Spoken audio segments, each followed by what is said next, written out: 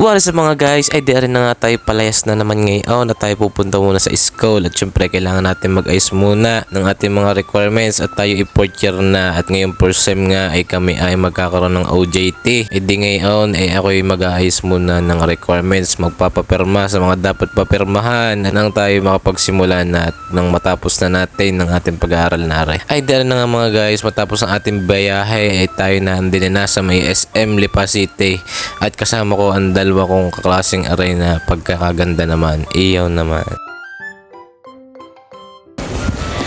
Guys, so tapos na tayo magpaperma.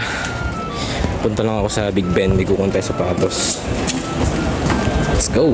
Ay, dari na nga mga guys, fast forward tayo na din na sa multicab, din sa may tapat ng SM at din nga ay may sakayan papuntang Robinson. Ay doon natin pupuntahan o kukunin yung ating sapatos ay sanay na doon pa. At pagdating ko nga din buti na lang at nandun pare, kulang lang sa hugas ay talagang pagkakaganda pa naman. Pan-trail na sapatos na aray. Ay kainaman na kanina nasa school lang tayo ay ngayon ay nasa sapatosan na ulit ay wag lang aray mapapanood ng mami. Talagang tayo mayayari na naman sabihin hindi na ayos ang pag-aaral. Ay puro na daw tayo sapatos ay tayo daw sasapatusin na mamaya pa. De joke lang. Ay di rin na nga pagkatapos natin mag-withdraw din ng kaunti ay di kinuha na natin yung sapatos at atin na rin ipapaship din sa may LBC Ayala.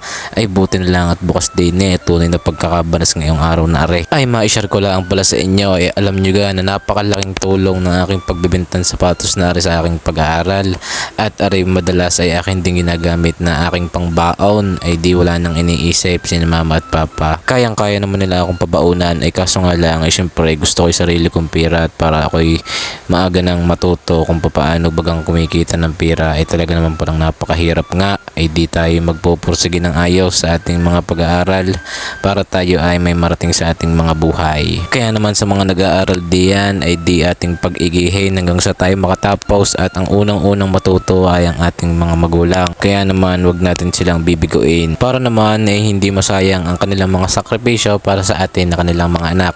Ay dari na nga mga guys, ay siya hanggang sa susunod na ulit na episode, another sales na naman tayo for today's video. Siya hanggang din na lang muna ulit. Bye bye!